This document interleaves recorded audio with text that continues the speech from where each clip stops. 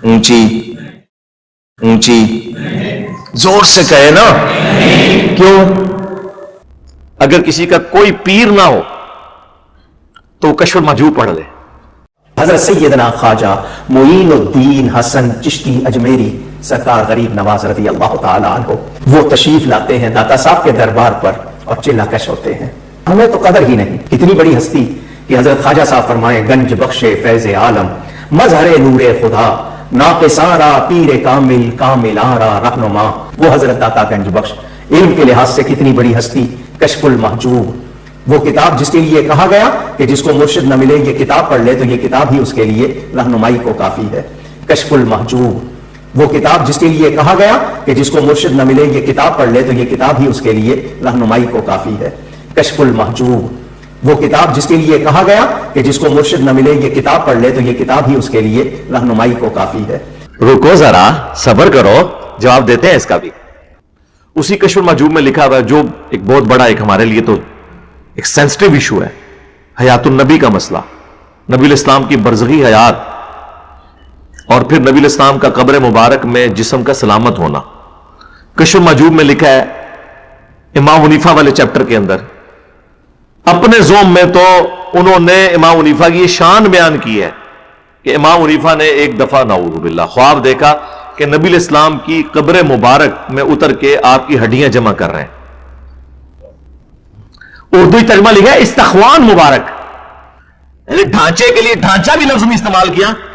اتنی شستہ اردو، ہڈیاں جمع کر رہے ہیں. گھبرا کے اٹھے، اپنے دوست ابن سیرین سے جا کے پوچھا تو انہوں نے کہا کہ اس میں تو بڑی خوشخبری ہے، آپ نبی الاسلام کی سنتوں کو جمع کریں گے. ہم پوچھتے ہیں وہ سنتیں کہاں پہ جمع ہوئی ہیں؟ ذرا وہ حدیث کی کتاب تو بتائیں جس میں امام حنیفہ نے نبی الاسلام کی سنتیں جمع کی ہیں. امام بخاری نے جو کی ہیں وہ ٹیبل پہ رکھا ہوا ہے احترام کے ساتھ. امام مسلم نے جو کچھ کیا وہ تو رکھا ہوا ہے یہاں پہ. آپ جن کی طرف سنتیں جمع کرنے کا منسوخ کر رہے ہیں ذرا ان کی کتاب ذرا بتائیں دنیا میں حدیث کی کون سی ہے. امام مالک کی الموطا امام مالک موجود، امام شافعی کی مسند شافعی موجود، امام احمد حنبل کی مسند امام احمد بن حنبل موجود، باقی ائمہ کی کتابیں موجود ہیں. ایک چھوٹی سی پوڑیا ہے مسند امام اعظم کے نام سے جو خود بھی ان کے علماء نہیں مانتے، اتنی سی. اچھا اب یہ واقعے میں مجھے بتائیں کیا کسی مسلمان بریلوی دیوبندی اہل حدیث شیعہ کا عقیدہ ہے کہ نبی الاسلام کی قبر مبارک میں ان کی ہڈیاں اس طرح؟ کشف المحجوب میں یہ بکواسیات لکھی ہوئی ہیں اور ان کے سارے اصلی بزرگ پچھلے 1000 سال سے اس کتاب کی یہ چیزیں ہائی لائٹ نہیں کر سکے. ان کا سارا کشف علم غیب بھی فارغ اور پرنٹ کرتے رہے. یعنی وہ اعلیٰ حضرت والی بات کہ اس کتاب کو پڑھنے والے کافر، پڑھانے والے کافر، ترجمہ کرنے والے کافر، اس کا درس دینے والے کافر، اس کی ترغیب دلانے والے کافر اور ان کے کفر میں شک کرنے والے بھی کافر. یہ آخری جملہ ہوتا ہے یہ جناب اس کے اندر لکھا ہوا. نہیں جی خواب کا واقعہ، سر خواب کا بھی واقعہ ہے. کیا اللہ تعالیٰ اپنے نبی کے حوالے سے اس طرح کے گستاخانہ خواب امت کو دکھائے گا کہ وہ اس طرح کے بےہودہ عقیدے رکھنا شروع کر دیں؟ خواب دکھانا تھا، وہ ہم خواب گھڑنے کا طریقہ بھی آپ کو بتا سکتے ہیں. اللہ کے فضل سے 31 سال ہم بھی بریلوی رہے ہیں. ہاں ہم آپ کے بزرگوں سے بڑے بریلوی رہے ہیں. ہم آپ کو طریقہ بتاتے ہیں. آپ خواب یہ گھڑتے ہیں کہ امام حنیفہ نے خواب میں دیکھا کہ نبی الاسلام کے گھر میں داخل ہوئے ہیں یا روزہ شریف میں داخل ہوئے ہیں اور وہاں سے نبی الاسلام کے برتن، آپ کا عصا مبارک، آپ کا پیالہ مبارک، آپ کا کرتا مبارک اٹھایا ہے اور اس میں اشارہ تھا کہ وہ سنتوں کو جمع کریں گے. وہ تبدیلی کرتے ویسے آپ آدھے ہوتے بچانا جب آپ ہوتے. سنن ابی داؤد میں صحیح سند کے ساتھ یہ حدیث موجود ہے، سنن ابن ماجہ میں موجود، مشکات کے اندر موجود اور امت کا اجماعی عقیدہ. نبی اسلام نے فرمایا کہ سب سے افضل دن جمعے کا دن ہے. اس دن مجھ پر کثرت سے درود شریف پڑھو. اس دن آدم علیہ السلام پیدا ہوئے، اس دن فوت ہوئے، اسی دن قیامت قائم ہوگی. تم کثرت کے ساتھ اس دن مجھ پر درود پڑھو، بے شک تمہارا درود مجھ پر پیش کیا جائے گا. صحابہ نے عرض کیا اے اللہ کے نبی علیہ السلام، جب آپ مر جائیں گے اور مر کے مٹی ہو جائیں گے، آپ کی ہڈیاں مٹی میں گھل مل جائیں گی. سرکاری الفاظ ہیں لیکن اس زمانے میں 295C نہیں لگتی تھی سوال کرنے کے اوپر. نبی الاسلام نے تسلی سے سنا اور پھر عقیدہ بتایا. یہ اس صحابی کے نام اعمال میں ثواب جا رہا ہے جنہوں نے یہ سوال کیا. ان اللہ حرم علی الارض ان تاکل اجساد الانبیاء، بے شک اللہ تعالیٰ نے حرام کر دیا ہے انبیاء کے لیے کہ مٹی ان کے جسموں کو کھائے. اندازہ کریں یہ حدیث بتا رہی ہے کہ انبیاء کے جسم سلامت ہے. اکا دکا محدثین نے اس پہ کلام کیا ہے لیکن ان کی کوئی حیثیت نہیں ہے. جمہور محدثین اس حدیث کو صحیح سمجھتے ہیں اور جو کلام کرنے والے ہیں وہ بھی عقیدے کو صحیح سمجھتے ہیں. مثلا امام بخاری نے صحیح بخاری میں لکھا ہے کہ حضرت عمر کی شہادت کے آلموسٹ 65 ایئرس کے بعد حضرت عمر کا پاؤں حجرے کی دیوار گرنے کی وجہ سے قبر سے باہر نکل آیا تھا. یہ صحیح بخاری میں 1390 نمبر. تو اس عقیدے کو مانتے ہیں امام بخاری. المصنف ابن ابی شیبہ کے اندر موجود ہے کہ حضرت دانیال علیہ السلام کے تابوت کے بارے میں جب وہ نکلا تو حضرت عمر کے دور میں حضرت عمر کو بتایا گیا تو انہوں نے پھر ایک خط لکھوایا تھا کہ بے شک یہ اللہ کے پیغمبروں میں سے ایک پیغمبر ہے, ان کی لاش کو دفنا دو دوبارہ سے, اور اللہ تعالیٰ کی طرف سے پروٹوکول ہے کہ انبیاء کے جسموں کو نہ آگ کھاتی ہے, نہ کوئی کیڑا کھاتا ہے, اور نہ مٹی کھاتی ہے. اور کیڑے کے نہ کھانے کا ذکر تو قرآن حکیم میں بھی موجود ہے. حضرت سلیمان علیہ السلام کتنا عرصہ اس لاٹھی پہ کھڑے رہے, وہ لاٹھی کھا لی کیڑے نے, گوشت نہیں کھایا.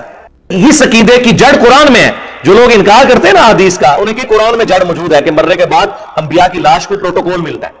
حضرت سلیمان علیہ السلام کی لاش مبارک کئی ہفتوں تک, ظاہر ہے وہ دیمک میں چاٹا تھا اس لاٹھی کو, تو اب یہ آپ سائنس آپ کو بتائے گی کہ ایک اتنی موٹی لاٹھی کو چاٹنے کے لیے دیمک کو کتنا عرصہ چاہیے, تو کئی ہفتے مہینے بنتے ہیں, کیونکہ وہ ٹیمپل آف سلیمان تعمیر ہو رہا تھا. تو وہ اللہ تعالیٰ نے ان کے روب کے طور پہ حضرت سلیمان علیہ السلام کو یوں رکھا. تو یہ اس کی جڑ تو قرآن میں موجود ہے. اب مجھے بتائیں یہ عقیدہ بتانا کہ ہڈیاں سمیٹ رہے تو یہ گستاخی نہیں ہے؟ ٹائم قیامت تک یہ جواب دینا ہے, نہیں تو اس کتاب ہی چکڑو, کیونکہ آپ کے تو دعوے ہے نا کہ ہمارے بزرگوں نے قرآن و حدیث کا نچوڑ نکال کے, یہ تو نچوڑ کہتے ہیں اور میں یہ والا نچوڑ کہتا ہوں. اور سیم واقعہ تذکرۃ الاولیاء میں شیخ فرید الدین عطار نے بھی لکھا ہے, جس کے حوالے فضان سنت میں دعوت اسلامی کی اور تبلیغی جماعت کے فضائل اعمال میں موجود ہے. یہ سب سے بڑا بابا, انٹرنیشنل بابا ہے نا اگر کوئی کہانیاں لکھنے والا بزرگوں کی, وہ فرید الدین عطار ہے. 627 ہجری میں فوت ہوئے ہیں. تذکرۃ الاولیاء کتاب لکھی عربی میں, پوری دنیا کے اندر, یہاں پہ بھی ترجمہ ہوا ہے اس کا. اور خود تاتاریوں نے اسے قتل کیا, خود تاتاریوں کے ہاتھوں قتل ہوئے, کوئی نگاہ نہیں مار سکے تاتاری. تو تاری سے گھٹے بڑے بزرگ سے تو بتاؤں نا کہ تو کچھ شاید دی نہیں سیدھا وٹ کے پر مارتے سن, نہ بزرگ چھڑیا انہوں نے, نہ کوئی حکمران چھڑیا ساڈا, نہ سلطنت عباسیہ چھڑی, وہ تو پھر اللہ نے ان کا زور توڑا. تو یہ اس میں بھی تذکرۃ الاولیاء میں بھی سیم یہ واقعہ لکھا ہوا ہے, اور یہ دونوں چھاپ رہے ہیں. یہ ان لوگوں کی صورتحال ہے. تذکرۃ الاولیاء کا ذکر ہوا ہے تو ہم برکت کے طور پہ پھر عرض کر دیتے ہیں. یہ وہی تذکرۃ الاولیاء ہے جس میں کشف المحجوب میں بھی بہرحال اتنا حصہ موجود ہے بازید بستامی کے حوالے سے کہ وہ کہتے تھے سبحانی سبحانی ما اعظم شأنی, میں پاک ہوں, میری شان کتنی بلند ہے. اور علی بن عثمان اجویری اس کی تعویل کرتے ہیں کہ اصل میں وہ خود نہیں کہہ رہے, اللہ ان کے منہ سے بول رہا تھا. توبہ توبہ توبہ. یہ عقیدہ تو پیغمبر کے لیے بھی کوئی رکھے, ہم اسے بھی کافر سمجھتے ہیں. پیغمبر کے لیے بھی آیا ہے وَمَا يَنطِقُ عَنِ الْهَوَىٰ إِنْ هُوَ إِلَّا وَحْيٌ يُوحَىٰ. یہ پیغمبر اپنی خواہش نفس سے کچھ نہیں کہتے, یہ وہی کہتے ہیں جو اللہ انہیں وحی کرتا ہے. نبی علیہ السلام بھی وحی سے بولتے ہیں, نہ کہ اللہ ان کے منہ سے بولتا ہے. اور یہ بابے کو بچانے کی خاطر کہہ رہے ہیں جی وہ بابا جی خود کسی بول رہے سر جی, اللہ بول رہا سی کہ میں پاک ہوں, میری شان بڑی بلند ہے. یہی چیز تذکرۃ الاولیاء میں موجود ہے, شیخ فرید الدین عطار نے لکھی ہے. اور پھر وہ تو آگے گئے ہیں, انہوں نے کہا اس کے علاوہ بھی آپ نے سنا ہوگا کہ وہ کہا کرتے تھے لیوائی اعظم من لیوائی محمد, قیامت کے دن میرا جھنڈا محمد کے جھنڈے سے بڑا ہوگا, اور محمد اور تمام انبیاء, تمام اولین اور آخرین قیامت کے دن میرے جھنڈے کے نیچے ہوں گے. نعوذ باللہ. بازید بستامی کا یہ قول نقل کیا. وہ کہتے ہیں کہ اس میں کوئی گستاخی والا معاملہ نہیں ہے, اللہ ہی بول رہا ہوتا تھا ان کے منہ سے, ٹینشن والی کون سی بات ہے. تو اللہ تو کہہ سکتا ہے نا کہ میرا جھنڈا محمد کے جھنڈے سے بڑا ہوگا. ایک کہانی کے لیے دوسری کہانی کھڑی, پھر نام دیتے ہیں شطیحات, بونگیاں. ہاں یہ اردو میں ترجمہ بنتا ہے, اپنی زبان سے اس طرح کی باتیں اول پھول نکال دینا. وہ کہتے ہیں وہ اللہ ان کے منہ سے بول رہا تھا نا, تو اللہ تو کہہ سکتا ہے. اچھا تو اللہ کا کون سا جھنڈا ہے جو قیامت والے دن محمد کے جھنڈے سے الگ ہوگا, ذرا وہ ہمیں بتا دیں آپ. ہمیں تو یہی بتایا گیا, آپ کے بابا جی تو یہ کہتے تھے, یزید ابا جی با یزید بستامی, اور ساڈا امام ہے ابو الحسین مسلم بن حجاج القشیری, یہ بھی 261 ہجری میں فوت ہوئے ہیں. بابا باجید بھی 261 ہجری میں فوت ہوئے ہیں. فرق دیکھ لیں. مسلم شریف میں یہ حدیث ہے کہ نبی علیہ السلام نے فرمایا کہ قیامت کے دن سب سے پہلے مجھے قبر سے نکالا جائے گا, سب سے پہلے میری شفاعت قبول کی جائے گی, میں اللہ کے حضور خطیب بنوں گا. پھر مسلم شریف میں یہ بھی حدیث ہے کہ سب سے پہلے میں جنت کا دروازہ کھٹکھٹاؤں گا, داروغ جنت پوچھیں گے کون, میں کہوں گا محمد صلی اللہ علیہ وآلہ وسلم. تو وہ فرشتہ کہے گا مجھے حکم بھی یہ تھا کہ میں نے آپ کے نام کے اوپر دروازہ کھولنا ہے.